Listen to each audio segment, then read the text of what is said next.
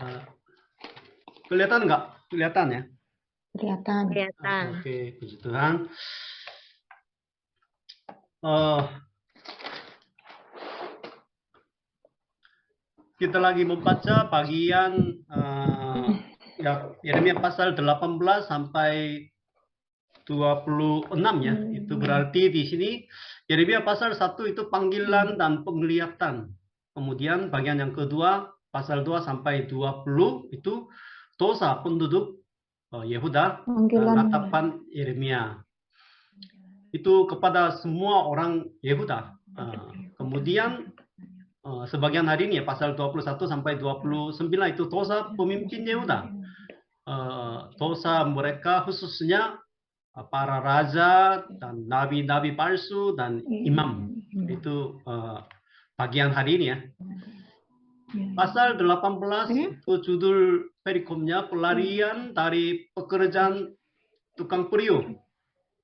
Jadi ayat 3 sampai 4. Lalu pergilah aku, saudara-saudara ingat ya, itu setiap pasal di kitab Yeremia itu tidak sesuai dengan diiringi waktunya. Jadi itu setiap khotbah ya. Jadi tidak kadang-kadang tidak sesuai dengan waktunya. Jadi itu maka agak sulit ya mengerti secara berurutan ya, teratur. Tapi itu karena itu khotbah. Jadi setiap khotbah ada maksudnya. Jadi itu pasal 18 ini juga salah satu khotbah ya. Khotbah. Jadi bagiannya hampir yang terakhir ya. Dosa kepada penduduk Yehuda. Hampir yang terakhir. Jadi mereka mengapa menyembah berhala. Jadi harus ingat hal ini. Itu contohnya pasal 18 ayat 3-4. Lalu pergilah aku ke rumah tukang periuk dan kebetulan ia sedang bekerja dengan pelarikan. Apabila bejana yang sedang dibuatnya dari tanah liat di tangannya itu rusak, maka tukang periuk itu akan mengerjakannya kembali menjadi bejana lain menurut apa yang baik pada pandangannya. Jadi itu Yeremia disuruh ya datang ke rumah tukang periuk untuk melihat bagaimana seorang tukang periuk membuat bejana yang baik dengan tanah liat. Jadi itu kiasan. Jadi mengapa Tuhan Yahweh menyuruh Yeremia datang ke rumah tukang periuk, kemudian mau menunjukkan membuatnya itu bejana, karena itu mau mengajar tentang kedaulatan Allah dan siapa pencipta bangsa Israel. Karena di sini tanah liat itu sumber manusia juga. Manusia diciptakan dengan tanah liat seperti bejana. Jadi Tuhan menciptakan manusia dan membentuk bangsa Israel. Tapi itu rusak. Jadi maka kembali menjadi bejana lain menurut apa yang baik pada pandangannya. Baik di sini penting ya, karena dalam Kejadian pasal 1 sesudah Allah menciptakan langit dan bumi dan segala isinya, selalu itu menyebutnya itu baik, sangat baik, amat baik gitu ya, itu baik itu. Harusnya baik, tetapi tidak baik, maka rusak. Itu alasannya mereka menyembah berhala, karena mereka melupakan pencipta dan mengabaikan kedaulatan Allah. Jadi itu perumpamaan rumah tukang periuk itu seringnya dimuncul di dalam Alkitab, bukan hanya Yeremia saja, kitab Yesaya juga 64 ayat 8. Tetapi sekarang ya Tuhan, Engkaulah Bapa kami tanah liat. Ini manusia atau bangsa Israel. Engkaulah yang membentuk kami, dan kami sekalian adalah buatan tanganmu. Roma 9 ayat 21 juga ya. Apakah tukang periuk tidak mempunyai hak atas tanah liatnya? Dan itu semua ayat-ayat itu berkaitan dengan pencipta dan kedaulatan Allah. Jadi manusia melupakan siapa penciptanya dan siapa yang berdaulatan, maka mereka akan eh, menyembah berhala, Allah lain. Jadi itu arti eh, kita pasal 18 ya. Kemudian Yeremia itu perikop yang kedua, doa Yeremia minta pembalasan terhadap musuhnya. Jadi Yeremia itu banyak penderitaan, ancaman, dibunuh sehingga pasal 18 bagian kedua ya. Perikop yang kedua, doa Yeremia meminta pembalasan terhadap musuhnya. Itu isinya kutukan doa, kutukan doa. Jadi kadang-kadang kita sulit mengerti ya. Doa untuk memberkati orang lain ya mungkin biasa di dalam Alkitab. Tapi itu semacam kutukan. Jadi seperti ini ya. Sebab itu, karena dia sulit diancam dibunuh, mau dipukul, maka sebab itu serahkanlah anak-anak mereka, busu Yeremia, ke kelaparan. Dan biarlah mereka dipancung pedang. Biarlah istri-istri mereka kehilangan anak dan suami. Di sini juga 18 ayat 23 juga. Tetapi engkau ya Tuhan, engkau mengetahui segala rancangan mereka untuk membunuh aku. Janganlah ampuni kesalahan mereka. Jadi janganlah mengampuni kesalahan mereka, dosa mereka. Itu doa dari Nabi Yeremia. Maka kadang-kadang itu sulit memahami. Bagaimana mungkin seorang nabi menaikkan doa seperti ini, doa syafaat seperti ini, doa kutukan kepada Tuhan. Dan tafsirannya, ini sisi kelemahan seorang nabi yang menderita. Karena penderitaan terhadap ancaman terhadap Yeremia itu yang menyampaikan kebenaran itu begitu berat, tak menakutkannya sehingga dia menaikkan doa kutukan semacam ini. Itu kelemahan seorang nabi sebagai manusia ya, manusia. Itu tafsiran yang benar. Bagaimana mungkin sebenarnya dia betul-betul rindu terjadi kutukan ini untuk sebangsanya? Enggak bisa, karena dia menulis kitab ratapan juga ya, kitab ratapan. Kemudian pasal berikutnya, pasal 19, pelajaran dari buli-buli yang pecah. Ini juga hampir sama dengan pasal 18 juga, tukang periuk. Ini juga pergilah membeli buli-buli yang dibuat dari tanah. Lalu ajaklah bersama-sama engkau beberapa orang tua-tua bangsa itu dan beberapa orang imam yang tertua. Jadi disuruh buli-buli, semacam kendi ya, kendi. Kemudian ajaklah bersama-sama dengan orang tua-tua. Di sini orang tua-tua bangsa, di sini itu penatua maksudnya ya, penatua-penatua, pemimpin agama. Ini juga orang imam yang tertua, itu senior ya, mungkin senior imam. Ajak mereka kemudian berangkat ke lembah Ben Hinnom. Pasal 19 di sini yang paling penting itu khotbah dua ini disampaikan di mana itu penting.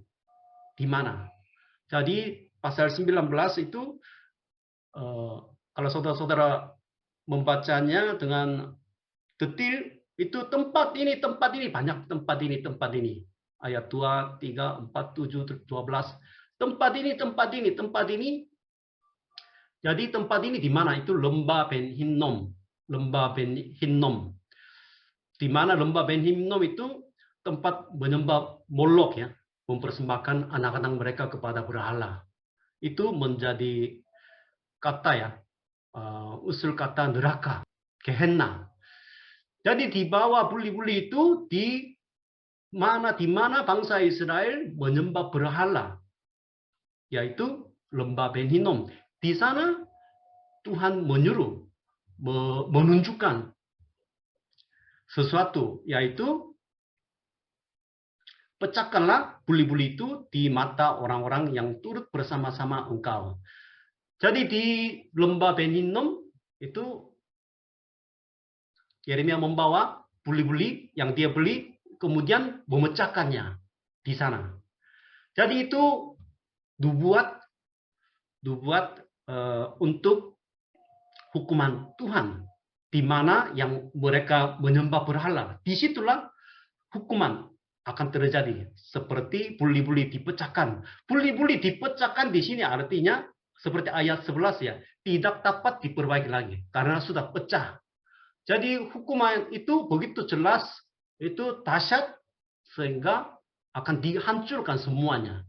Karena Allah tidak melihat bangsa Israel terus menyembah berhala dan khususnya mempersembahkan anak-anak mereka kepada Dewa Molok. Jadi itu lembah Ben Hinnom yang depan pintu gerbang beling. Pintu gerbang beling. Ini dekat dari pintu gerbang beling. Jadi pintu gerbang beling itu di dalam Alkitab tidak begitu jelas, tapi rata-rata di sini pintu gerbang sampah. Karena lembah Ben Hinnom itu sebenarnya tempat sampah. Daerah yang Israel yang membuang sampah-sampah mereka, yang tinggal di kota Yerusalem, mereka buang sampah di lembah Ben Hinnom. Jadi di sana itu bakar semua sampah-sampah masyarakat, begitu kotor sehingga pintu yang menuju ke lembah Ben Hinnom itu disebut pintu gerbang sampah, daerah arah selatannya, arah selatan. Jadi di sana Yeremia akan menunjukkan biar mereka melihat, bukan hanya melalui suara-suara ya, tapi menunjukkan sebagai tanda. Itu seringnya tertulis di dalam kitab Nabi ya. Menunjukkan sesuatu biar mereka melihat. Dan ini juga artinya pasti akan terjadi.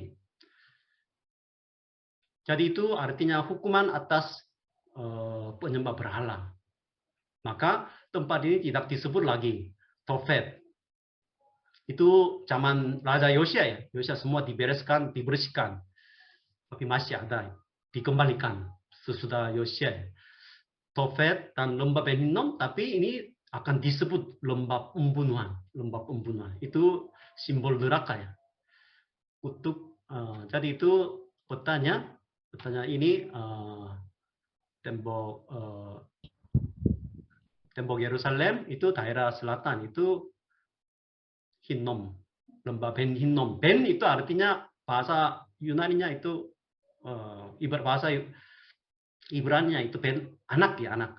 Karena mempersembahkan anak. Jadi ini nanti menjadi motif ya neraka di pada zaman Yesus Kristus. Kemudian pasal 20 kutukan atas Pasyur karena memanjarakan Yeremia. Pasyur itu di dalam Alkitab tidak, ya ada beberapa nama Pasyur, tapi ini mungkin salah satunya. Dia imam. Sebenarnya sebagai imam, pemimpin rohani, dia harus memperhatikan nubuat dari Nabi Yeremia. Tetapi justru dia memukul Nabi Yeremia dan memasukkan dia di pintu gerbang Benyamin yang ada di atas rumah Tuhan. Jadi memenjarakan Nabi yang diutus oleh Allah di dalam rumah Tuhan. Itu agak ironis. Tetapi Pasyur keesokan harinya mengeluarkan Yeremia dari pasungan itu. Berkatalah Yeremia kepadanya, Tuhan akan menyebut namamu bukan Pasyur, melainkan kegentaran dari segala jurusan. Waktu Yeremia dibebaskan, dia berkata kepada Pasyur, ini semacam nubuat ya, Tuhan akan menyebut namamu bukan Pasyur lagi. Pasyur itu kebebasan. Kebebasan artinya sangat bagus namanya.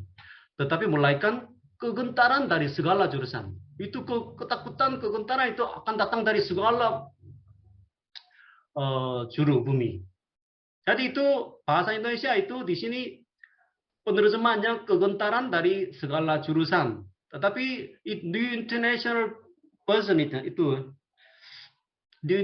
itu magor mabib, magor misabib ya. Itu bahasa Korea juga magor misabib maka. Jadi magor misabib itu artinya kegentaran dari segala jurusan. Jadi Pasyur akan dihukum, akan ditakuti. Jadi itu setiap zaman di mana para nabi melayani itu pasti ada musuhnya. Itu khususnya itu Pasyur melawan kebenaran dan Nabi Yeremia. Sebenarnya pemimpin agama harus memperhatikan setiap nubuat yang keluar dari nabi. Kemudian pasal 20 bagian ini B juga ya. Keluh kesah Yeremia akibat tekanan jabatannya. Jadi itu salah satu ciri khas kitab Yeremia ya. Yeremia itu sebagai seorang nabi begitu berat dia menjalani pelayanannya sebagai seorang nabi, bernubuat, menyampaikan kebenaran firman Tuhan kepada ya masyarakat dan pemimpin agama begitu sulit ya. Karena hidup di dalam kegelapan itu mereka tidak mau mendengar kebenaran. Jadi di sini dia mengeluh ke saya, aku tidak mau mengingat dia dan tidak mau mengucapkan firman lagi demi namanya. Maka dalam hatiku ada sesuatu yang seperti api yang menyala-nyala, terkurung dalam tulang-tulangku, dan aku berlelah-lelah untuk menahannya, tetapi aku tidak sanggup. Jadi sebagai nabi berat itu melakukan pelayanannya, menyampaikan kebenarannya kepada masyarakat, tetapi tidak bisa tahan juga karena kebenaran harus disampaikan sebagai seorang nabi yang dipanggil oleh Tuhan. Jadi tapi dia keluh kesah karena tidak ada yang bertobat, tidak yang mau mendengar nubuat dari nabi. Maka ayat 14-18 itu doanya, keluh kesahnya mirip dengan doa Ayub ya, doa Ayub pasal 3 ya. Dia kalau dia tidak lahir lebih berbahagia, mungkin seperti itu.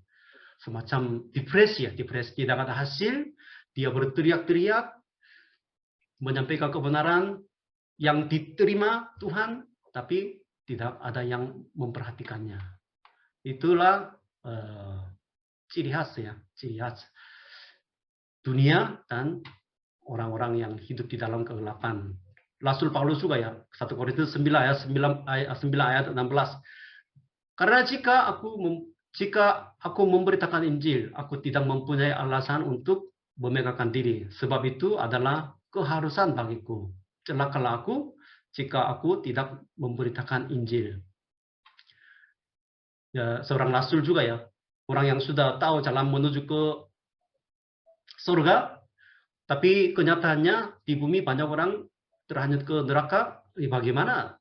Ya diam, enggak berbicara apa-apa. Itu enggak bisa. Tapi pasti ada penderitaan. Keluh kesah akan terjadi.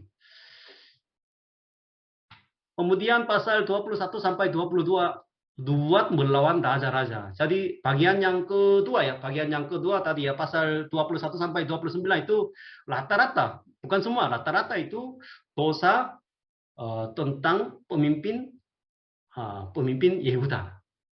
Di sini yang pertama pasal 21-22 itu Yeremia menyatakan dosa Raja Yehuda.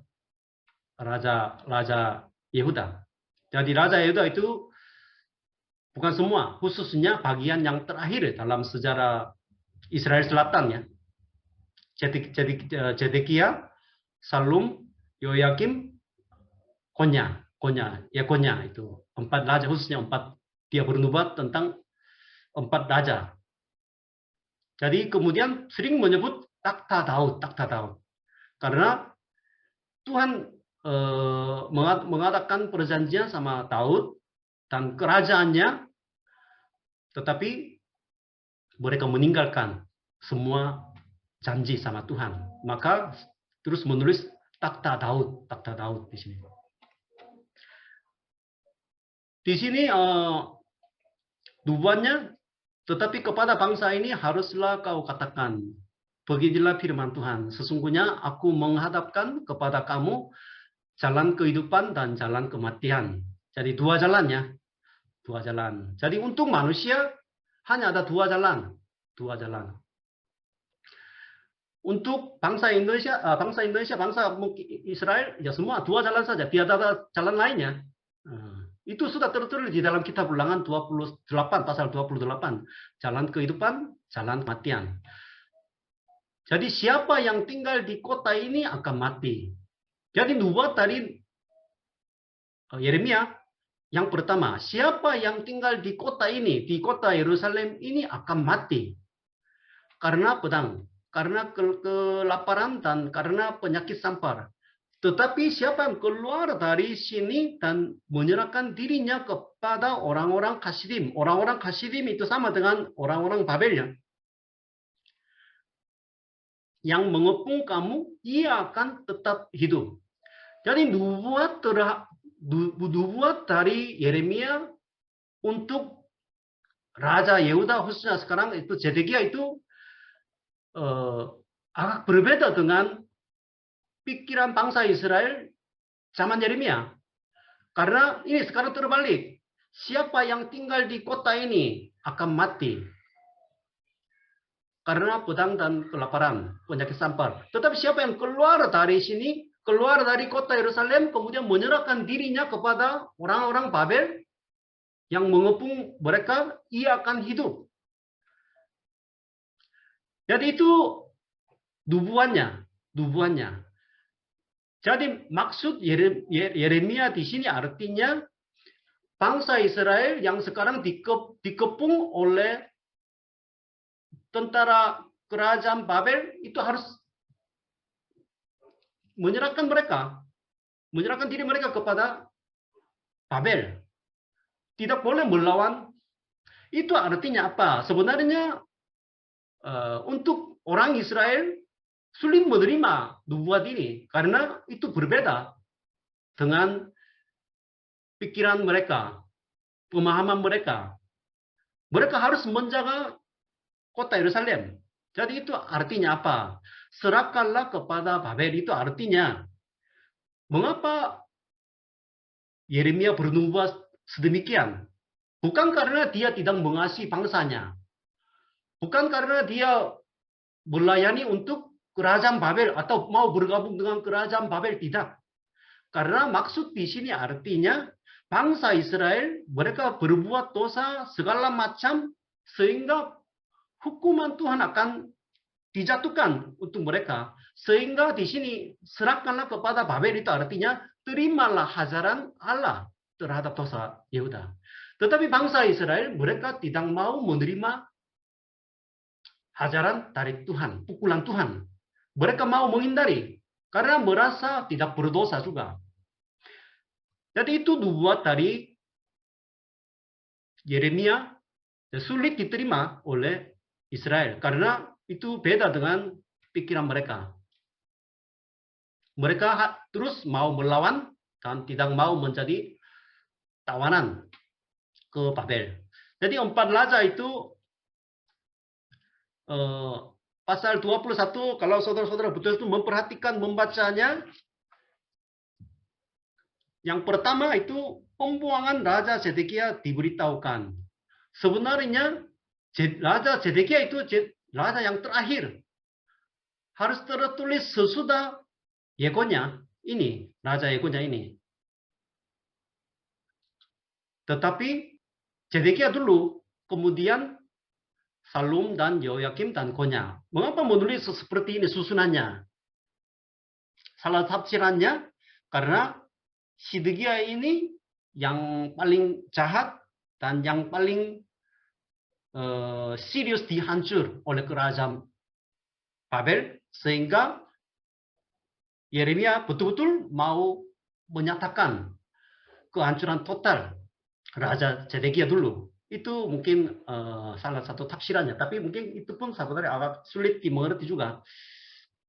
Tapi yang pertama Zedekia dulu, raja yang terakhir dulu. Ini namanya, nama yang lain, matanya. Nama ini kadang-kadang itu berbeda dengan kitab raja-raja ya. Kadang-kadang beda. Karena nama mereka diganti dengan Babel, kerajaan Babel. Jadi ini juga Zedekia itu bukan nama Raja Yahudi ya. Itu nama kerajaan Babel, Zedekia. Raja ke-20 diangkat dijadikan raja oleh kerajaan Babel. Jadi Raja Israel sekarang mungkin tidak berkuasa, maka ada pengaruh ya, pengaruh dari Mesir, dari pengaruh dari Babel. Jadi itu ya bolak-balik. Tidak ada kekuatan. Sehingga ini diangkat menjadi raja, sedikit juga diangkat jadi menjadi raja oleh Babel. Maka seharusnya dia harus dekat sama kerajaan Babel. Tetapi dia mencari pertolongan dari Mesir. Dia mencari pertolongan dari Tuhan, tapi terus mempertimbangkan kekuatan negara-negara di sekitarnya, kemudian mencari pertolongan dari yang merasa lebih kuat. Babel kuat, sehingga yang mendekati Babel. Mesir kuat, meminta bantuan dari Mesir. Jadi ini sangat manusiawi, tidak mencari pertolongan dari Tuhan. Jadi 19 tahun dia memerintah. Kemudian Salum, Yoas juga namanya sama. Salum itu hampir sama dengan Shalom ya. Raja ke-17, 3 bulan. 3 bulan sebagai raja. Cepat ya, pendek ya. Dicabut oleh Raja Mesir. Ya Raja Mesir ya datang, Firaun datang mencabut. Ya tidak ada ya kuasa lagi bangsa Israel. Yoyakim, Raja ke-18, ini 11 tahun. Ini juga diangkat oleh Raja Mesir. Yekonya, Yoyakin. Ini Yoyakin juga bisa Raja ke-19, 3 bulan juga. Tertawanan ke Babel dan dipenjarakan selama 30 tahun di Babel.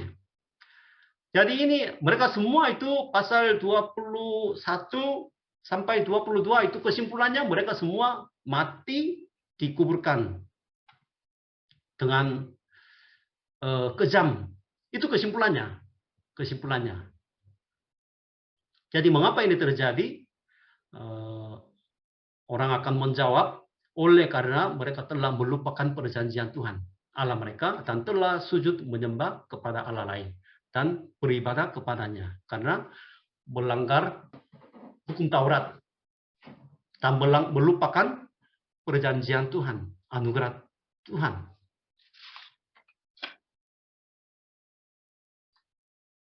Kemudian pasal 23. Jadi takhta kerajaan Allah, takhta kerajaan Daud itu tidak berjalan lagi. Kerajaan Daud terputus. Tidak kata raja lagi. Jadi betul-betul itu kerajaan Daud ya tidak muncul lagi, tidak kata raja lagi. Sesudah Raja Zedekia. Tetapi pasal 23 ayat 5 sampai 6 itu ayat itu sangat penting ya. Ayat penting berbunyi begini ya. Sesungguhnya waktunya akan datang. Waktunya akan datang di sini itu hampir sama dengan pada hari Tuhan. Di dalam kitab Nabi-Nabi biasanya waktunya akan datang atau hari Tuhan itu hampir sama. Suatu hari nanti, demikianlah firman Tuhan bahwa aku akan menumbuhkan tunas adil bagi Daud. Ia akan memerintah sebagai raja yang bijaksana dan akan melakukan keadilan dan kebenaran di negeri. Dalam zamannya, Yehuda akan dibebaskan dan Israel akan hidup dengan tenteram. Dan inilah namanya yang diberikan oleh kepadanya, Yahweh Tuhan, keadilan kita. Jadi raja-raja manusia di bumi ini yang memerintah Israel, semua itu meninggalkan Tuhan, melupakan janjinya, menyembah berhala, sehingga suatu hari nanti Tuhan, Yahweh, aku akan menumbuhkan tunas adil bagi Daud, bagi kerajaan Daud. Tunas adil di sini itu artinya nubuat tentang Mesias yang akan datang. Jadi itu tunas di sini biasanya itu artinya apa?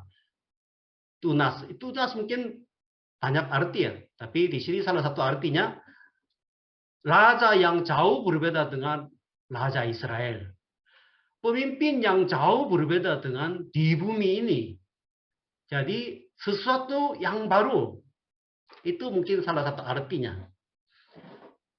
Kemudian dia adil. Di sini adil.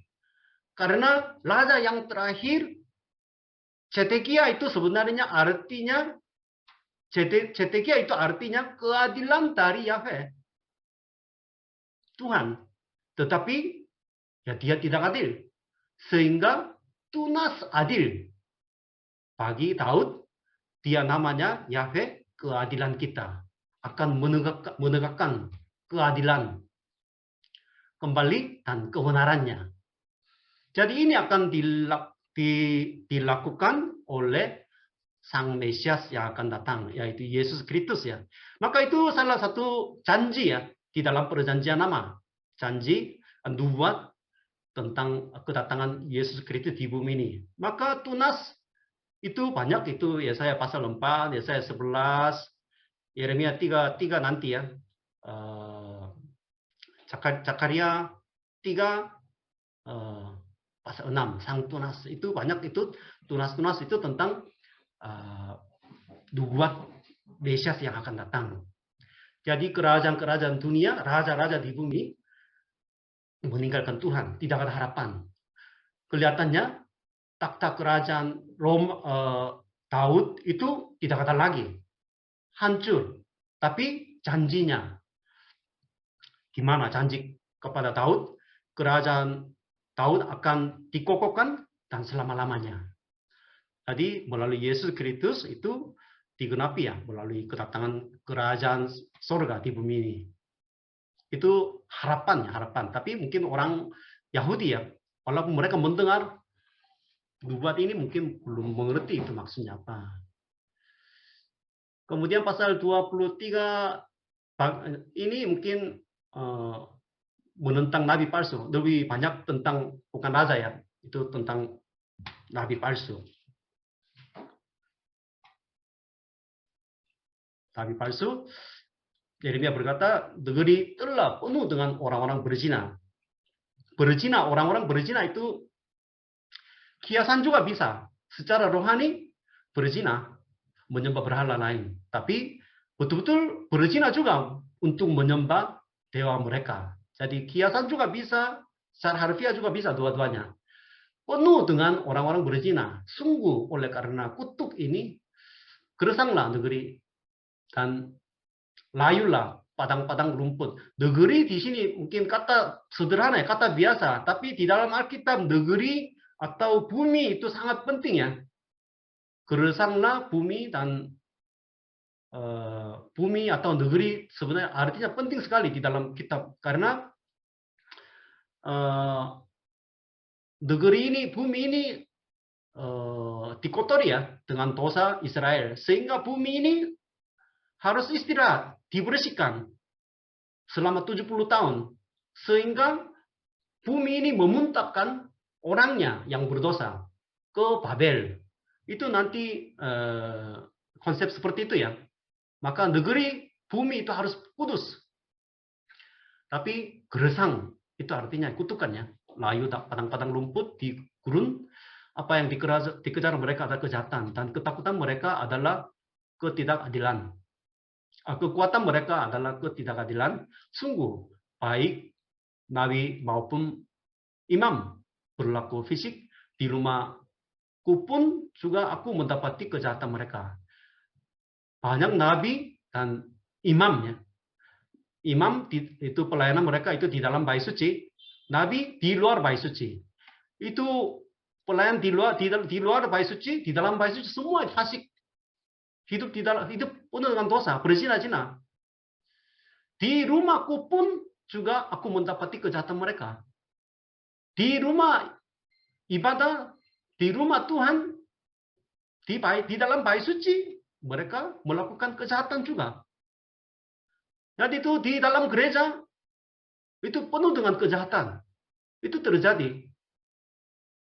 Telah penuh negeri ini.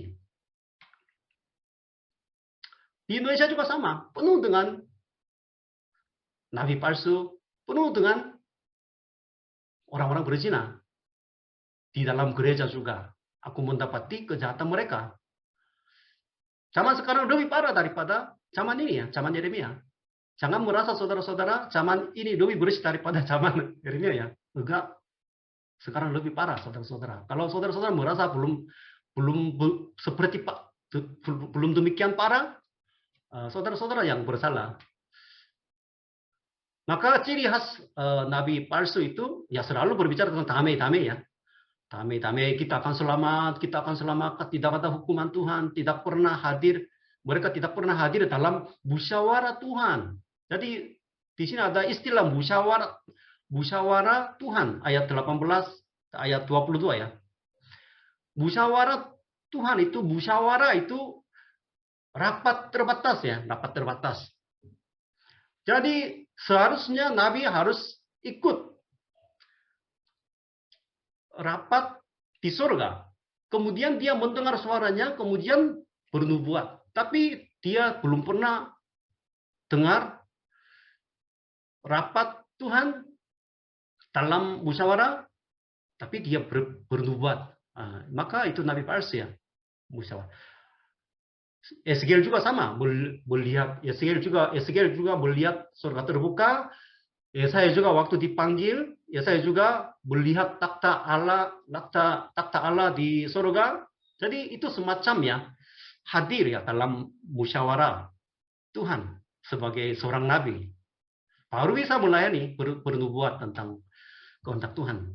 Kemudian ciri khas di sini itu bernubuat dengan mimpi mereka. Aku bermimpi. Nah, sampai sekarang banyak ya orang berbicara tentang mimpi yang kurang jelas. Maka masalahnya penduduk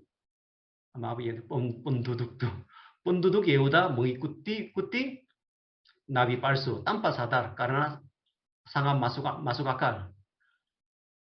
Ya karena masuk akal, ya tanpa sadar mereka ikut-ikuti. Ya sebenarnya yang mana lebih bersalah? Nabi palsu lebih bersalah atau yang cuman yang tidak tahu apa-apa ikut-ikutin itu mereka bersalah. Itu dua-duanya agak sulit ya. Maka ya dua-duanya ya nanti terjatuh ke dalam lubang kematian. Jadi nabi palsu itu sebenarnya sudah berkali-kali ya bernubuat ya akan muncul ya pada zaman Musa, Ulangan pasal 13. Nanti Ezekiel pasal 13 ini juga hampir isinya sama.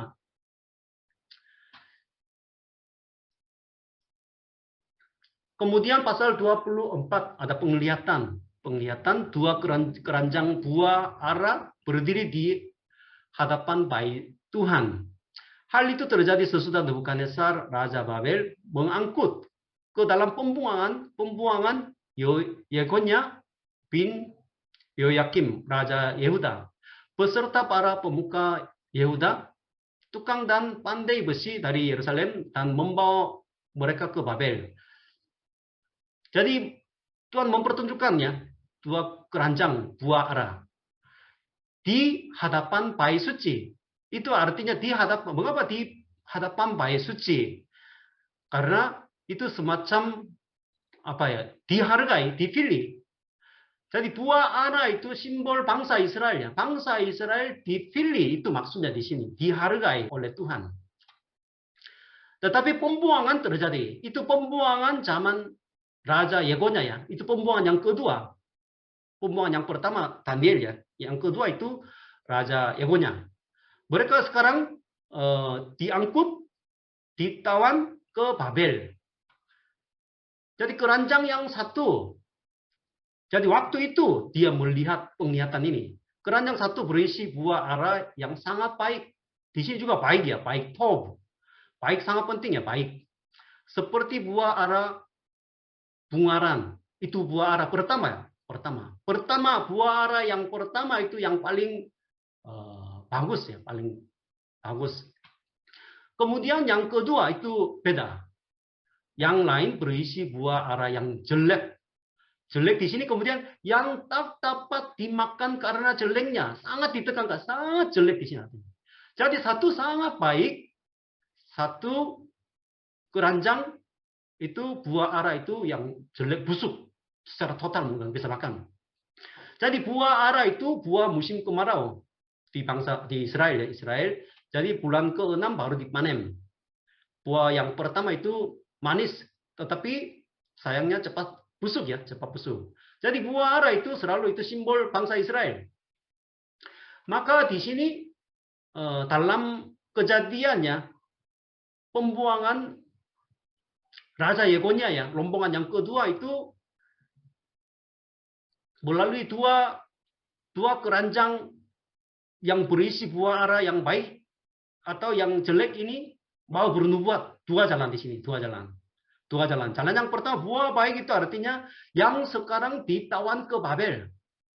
Buah yang Babel, buah yang baik itu artinya yang sekarang diangkat, ditawan ke Babel. Mereka buah yang baik. Kemudian buah yang jelek itu yang masih tinggal di Israel dan Yerusalem atau yang menetap di Mesir. Pasal 24 ayat 8 juga ya. Orang-orang yang menetap di Mesir juga. Jadi dua macamnya. Mengapa mereka menetap di Mesir itu artinya apa? Mereka melarikan diri ke Mesir untuk mencari hidup. Melarikan diri ke Mesir.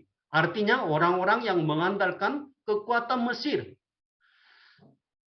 Jadi menurut pandangan orang Yehuda ya, Yehuda zaman Nabi Yeremia, yang baik itu sebenarnya yang masih tinggal di Yerusalem, yang melawan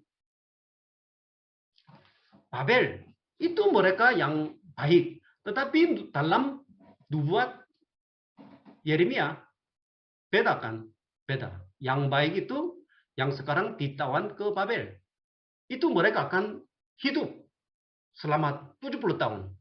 Dan juga dilindungi di sana selama 70 tahun. Memang itu hukuman. Tetapi ada rencana Tuhan. Tetapi buah yang jelek, sekarang yang tidak mau menyerahkan dirinya ke Babel, artinya tidak mau menerima hajaran, pukulan dari Tuhan, berasa tidak ada dosa, atau melarikan diri ke Mesir, mereka buah jelek. Itu nubuat ya, nubuat melalui penglihatan keranjang buah ara itu. Maka maksudnya di sini menyerahkan dirinya kepada Babel, menerima hukuman, hajaran dari Tuhan. Jadi itu sangat berbeda dengan pikiran mereka, sehingga sulit mengerti. Jadi nubuat semacam ini juga sebenarnya Yeremia betul-betul tidak menerima dari Tuhan. Yeremia juga mungkin akan bernubuat seperti nabi palsu biasa. Kita akan diselamatkan, Tuhan menolong. Di kota Yerusalem ada tabut perjanjian, kita punya bait suci, Allah hadir di sini. Bagaimana mungkin bangsa Israel, bangsa pilihan dihancur oleh bangsa kafir?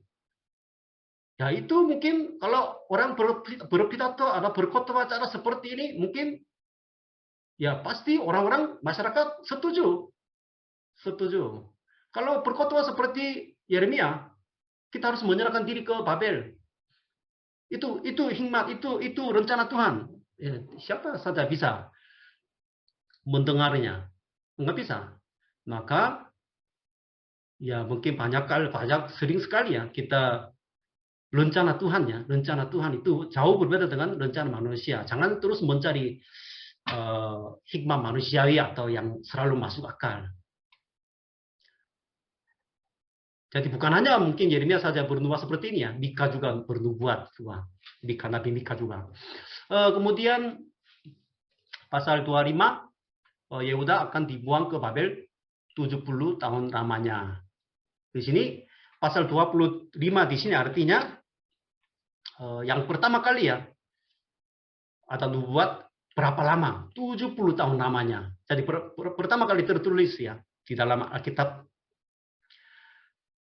ayat 20 ayat 3 ya, ayat 3 berbunyi begini ya. Sejak dari tahun yang ke-13 pemerintahan Yosia bin Amon, Raja Yehuda, sampai hari ini. Jadi sudah 23 tahun lamanya. Firman Tuhan datang kepadaku dan terus-menerus aku mengucapkannya kepadamu, tetapi kamu tidak mau mendengarnya. Jadi Yeremia mungkin ya selama 23 tahun dia terus bernubuat, menyampaikan kebenaran, tetapi tidak mau mendengar nubuat, menyerahkan dirimu kepada kerajaan Babel. Selama 23 tahun. Sehingga tidak mau mendengar, sehingga pasal 25 ayat 11 di sini ya. Pertama kali itu divonis hukumnya berapa tahun, maka seluruh negeri ini akan menjadi reruntuhan dan ketandusan. Dan bangsa-bangsa ini akan menjadi hamba kepada Raja Babel 70 tahun namanya. Jadi itu nanti pasal 29, nanti kitab Daniel juga ya pasal 9. Ya. Berapa lama? 70 tahun namanya. 70 tahun. Jadi 70 tahun lamanya itu maksudnya di sini apa? Mungkin banyak tafsirannya. 70. 7 kali 10. 7 mungkin angka mungkin sempurna juga ya. Tapi mungkin masa tertentu. Masa yang dibatasi oleh Tuhan. Jadi itu mungkin yang paling mungkin ya kita bisa terima ya. Masa tertentu dibuang ke Babel, tapi tidak selama-lamanya. Atau mungkin tidak tahu sampai kapan tidak. Karena bangsa Israel ditawan ke Babel itu bukan karena kekuatan kerajaan Babel. Allah yang membuat mereka tertawan ke Babel. Allah yang menghukum mereka. Maka masa tertentu sudah habis, Tuhan akan memulihkan mereka. Dikembalikan. Jadi itu masa tertentu ya. Itu sebenarnya itu juga mungkin 70 tahun sebenarnya hukumannya yang divonis, tetapi sebenarnya di dalamnya ada anugerah Tuhan untuk memulihkan bangsa ini. 70 tahun kemudian nanti piara pasal ayat 15 sampai 26 ya. Piala amarah Tuhan atas bangsa-bangsa. Jadi Tuhan akan menjatuhkan semua bangsa yang sombong. Itu tertulis ya, tertulis banyak mungkin nama raja, nama kota-kota, nama bangsa-bangsa tertulis pasal 25 ayat 15 sampai 26 ya, 26. Jadi dari Yerusalem juga dihukum juga. Yerusalem juga dihukum. Kemudian sampai ke ayat 26. Raja Sesak. Raja Sesak. Raja Sesak ini siapa? Raja Sesak. Raja Sesak itu nanti pasal 50 ya. Nanti ada juga Raja Sesak. Itu istilah khusus untuk menyebut Babel. Itu Sesak. Atau mungkin ejekan untuk kerajaan Babel. Itu juga bisa. Jadi Sesak. Karena Tuhan kita, Yahweh kita itu memerintah atas segala bangsa. Bukan hanya memerintah sebuah bangsa-bangsa Israel saja, tidak. Jadi itu semacam hampir sama ya isinya cawan malapetaka ya di dalam kitab Wahyu. Jadi 7 cawan malapetaka itu malapetaka yang terakhir di dunia ini. Jadi itu piala amarah itu, piala itu penuh dengan anggur kan, anggur. Anggur itu minum, kemudian mabuk.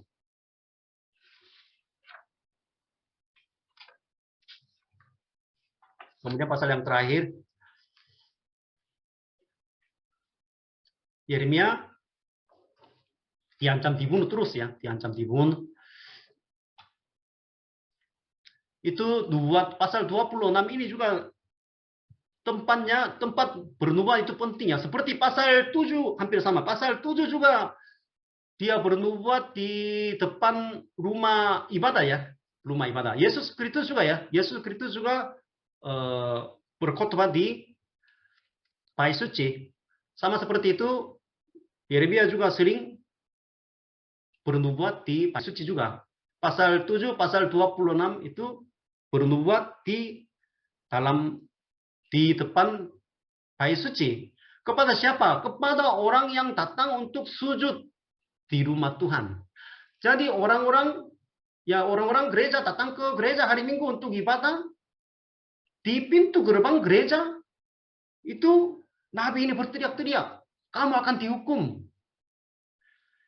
Maka aku akan membuat rumah ini sama seperti Shilo.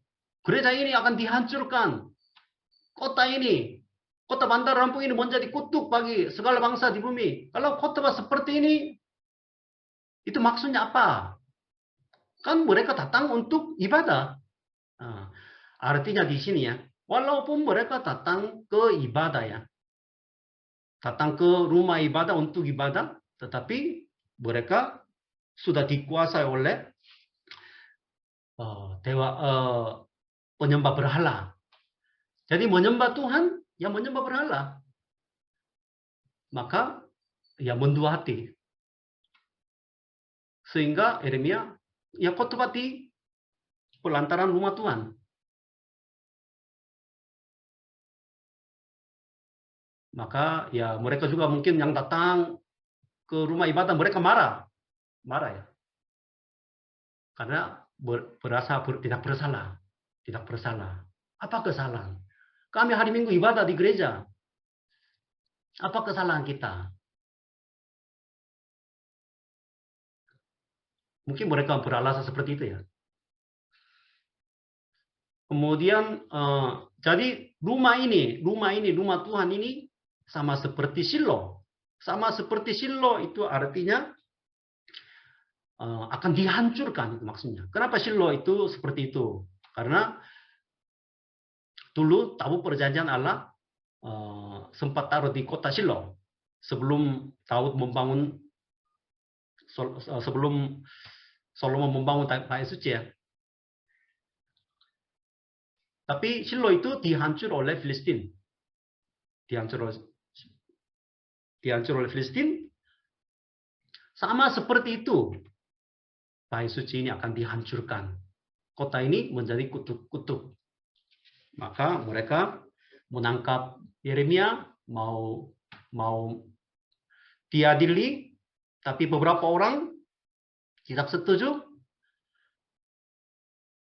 Tapi dibebaskan. Tetapi salah satu nabi ya, namanya Uria, itu dia bernubuat sama seperti Yeremia.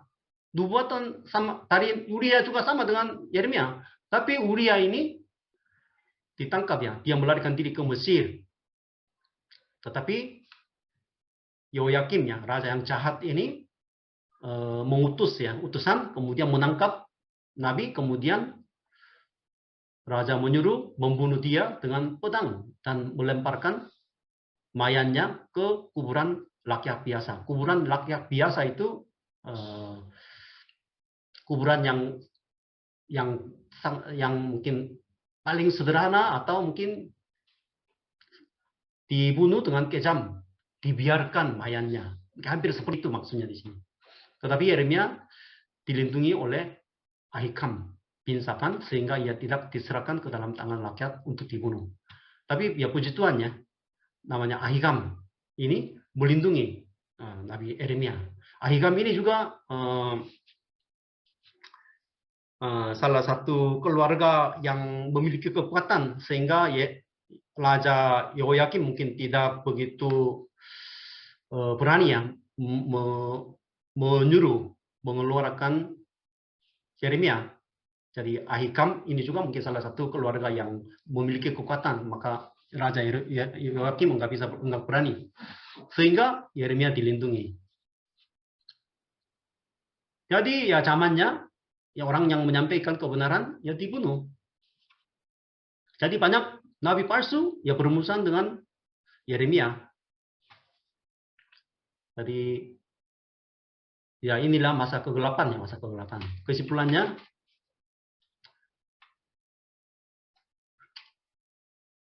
Kesimpulannya, malam ini mungkin untuk menghindari menyembah berhala. Yang pertama ya banyak mungkin kita bisa pelajari. Yang pertama, ingat akan pencipta dan kedaulatan Allah yang mutlak. Jadi kita harus selalu ingat pencipta kita, Allah kita. Yang berkedaulatan, majikan kita, Tuhan kita itu siapa? Itu kunci ya. Kalau dia sendiri atau egonya mau jadi raja, ya dia akan menyembah berhala. Oleh karena itu, jangan memuji-muji manusia di bumi ini. Jangan memuji-muji pemimpin-pemimpin di bumi ini. Mereka manusia yang terbatas, seperti raja-raja Yehuda ya, nabi-nabi. Semua itu manusia. Tidak ada hero ya. Jadi hanya Yesus Kristus saja kita tinggikan, memuji-muji dia. Jadi itu cara untuk menghindari ya, menyembah berhala. Yang kedua, untuk membedakan ajaran benar atau palsu. Sebenarnya kadang-kadang sulit membedakan ajaran benar yang palsu juga. Apalagi jemaat ya, jemaat yang tidak begitu paham tentang firman Tuhan. Jadi khotbah begini-begini merasa benar. Oh katanya pendeta begini, khotbah begini. Kata pendeta, kata Pak Peri selalu itu berbicara seperti itu. Kata ustaz itu, ya kita harus sendiri mencari kebenaran, mendengar suaranya di dalam kitab suci. Jangan terus katanya. Jadi untuk itu, untuk membedakan ajaran benar dan palsu, kita selalu mendengar firman Tuhan dan melakukannya setiap hari. Untuk itu harus dikuasai oleh Roh Kudus ya, Roh Kudus. Tidak dikuasai oleh Roh Kudus ya, tidak dipenuhi dengan Roh Kudus, ya itu kita juga mungkin tertipu oleh nabi palsu. Karena ya semua masuk akal, semua orang ikut-ikutin, ya bagaimana mungkin kita tidak ada pengaruhnya. Pasti ada dampaknya negatif. Jadi untuk itu setiap hari kita mendengar firman Tuhan, membaca Alkitab. Yang ketiga, untuk menyampaikan kebenaran dengan berani. Ya seperti panggilan Nabi Yeremia ya, zaman ke-8, ya siapa yang bisa berani yang menyampaikan kebenarannya kepada Raja Yoyakim, kepada masyarakat, pemimpin-pemimpin, ya sulit menyampaikan kebenaran. Karena ya diancam, dibunuh. Untuk itu, ingatlah Allah yang utus dan sertai kita. Jadi hari ini juga pasal 26 juga. Yeremia terus berkata ya, Tuhanlah yang telah mengutus aku. Tuhanlah yang telah mengutus aku. Siapa yang mengutus saudara-saudara di tempat kerja, di kampus, ya di rumah kita. Jadi jangan lupa kita diutus oleh Allah. Tugasnya bukan dari atasan, bukan dari manusia. Itu tugasnya diberi oleh Tuhan kita, Yesus Kristus. Dia janji, aku menyertai kamu. Jadi sebagai hamba Tuhannya. Jangan lupa identitas kami, status kami sebagai hamba Tuhan. Sehingga dimanapun kita menyampaikan kebenaran Injil kepada banyak orang. Itu saja.